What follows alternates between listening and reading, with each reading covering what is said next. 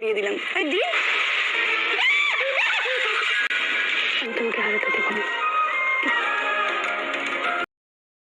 কুন্তলার আঙুল কেটে উচিত শিক্ষা দিল রূপা। জি বন্ধুরা, আজকের পর্বে এটাই দেখতে পাবেন। এই এপিসোড সবার আগে পেতে চ্যানেলটি সাবস্ক্রাইব করে রাখুন। গল্পের শুরুতেই দীপা সূর্যকে বলতে থাকে, দেখেন ডাক্তারবাবু, এখন আমাদের এসব কথা ভেবে কোনো লাভই হবে না। আমাদের ভরসা করতে হবে রূপার উপর, রূপাই পারবে। আর ওই দিন না, আমি ঠিক কুমারকেই দেখেছি, অন্ধকার হলেও আমি কুমারকে চিনতে পেরেছি। আমি কুমারকে তো কুমার বলে চিৎকার করে ডেকেওছিলাম, কিন্তু কেউ আমার কথা বিশ্বাস করলো না, সেখান থেকে পালিয়ে গেছে কুমার। এ কথা শুনে সূর্য বলে, আমি তো বিশ্বাস করি তোমার কথা, কিন্তু সেখানে গিয়ে তো পেলাম না। বারবার দেখো না, এভাবে সবার কাছে আর অপমান হতে ভালো লাগে না। দীপা তখন বলতে থাকে, দেখুন ডাক্তারবাবু, কুমার যদি থেকেও থাকে আর পালাতে পারবে না। আমি পুলিশের সাথে কথা বলেছি, বাড়ির চারদিক পুলিশে ঘেরাও করে রেখেছে। পালানোর চেষ্টা করলে পুলিশ যে কোনো মুহূর্তে ধরে ফেলবে। এখন বর্তমানে আমাদের সোনার উপরে ভরসা করে থাকতে হবে। আমরা যদি সোনাকে কোনোভাবে ওই বাড়ি থেকে সোনাকে নিয়ে আসতে পারতাম, তাহলে সব সমস্যা মিটে যেত। কিন্তু আমরা সেটা করতে পারছি না ডাক্তারবাবু, করতে পারছি না।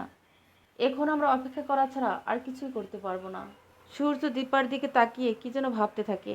দীপা তখন বলে, আপনি আমার পাশে থাকবেন ডাক্তারবাবু, তাহলে আমি সব সমস্যার সমাধান করতে পারবো। হঠাৎ করে বাইরে ঝড় আসতে শুরু করে, আর এটা দেখে সূর্য এবং দীপা চমকে যায়। ঝড়ের বাতাসে রূপা এবং সোনার ছবিগুলো নিচে পড়ে যায়। দীপা চিৎকার করে ছবির কাছে চলে যায়। ছবিগুলোর কাছে গিয়ে ছবিগুলো হাতে নেয় আর দেখে ছবিটা ভেঙে গেছে। আর ভেঙে গেছে দেখে দীপা এবং সূর্য উভয়ই রীতিমতো চমকে ওঠে। দীপা সূর্যকে বলতে থাকে, তাহলে কি আমাদের জীবনের ঝড়গুলো কোনোদিনই শেষ হবে না?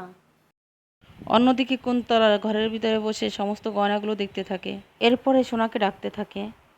সোনা কুন্তলার ডাকে ছুটে আসে ঠিকই, কিন্তু কুন্তলাকে দেখে অনেক ভয় পেয়ে যায়। সোনা ভাবতে থাকে, আবার কে না কি করে ফেলে, তার তো কোনো ঠিক নেই। কুন্তলা সোনাকে দেখে বলতে থাকে, ও সোনা মা, চলে এসেছো, বসো বসো, তোমার জন্যই তো অপেক্ষা করে বসে আছি, এসো এসো, আমার পাশে বসো।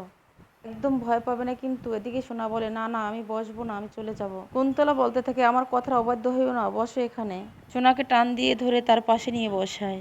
বসিয়ে বলে, এগুলো কি দেখতে পাচ্ছ তুমি? এবারই বড় ছেলের বউ হয়ে আসতে পারোনি তো কি হয়েছে, আমার ছেলে রনির বউ হয়ে তো আসতে পেরেছো। এই স্বর্ণগুলো কি না তোমাকে দিয়ে দেবো, এগুলো আমি তোমাকে নিজের হাতে পরিয়ে দেবো। এগুলো আমার শাশুড়ি মায়ের, অনেক যত্ন করে রেখেছি আমি। আর তখনই সোনা গলায় হাত দিয়ে ফেলে, কি না কি আবার করে ফেলে। তখনই সোনা কুন্তলকে বলে, না না মা, আমার এগুলো লাগবে না। সোনা কুন্তলাকে বলে, না না, আমি এগুলো নিতে চাই না, এগুলো আমার লাগবে না। তখন কুন্তলা বলে, না নিলে হবে কি করে, এসো এসো, আমার নিজের হাতে তোমাকে পরিয়ে দিব।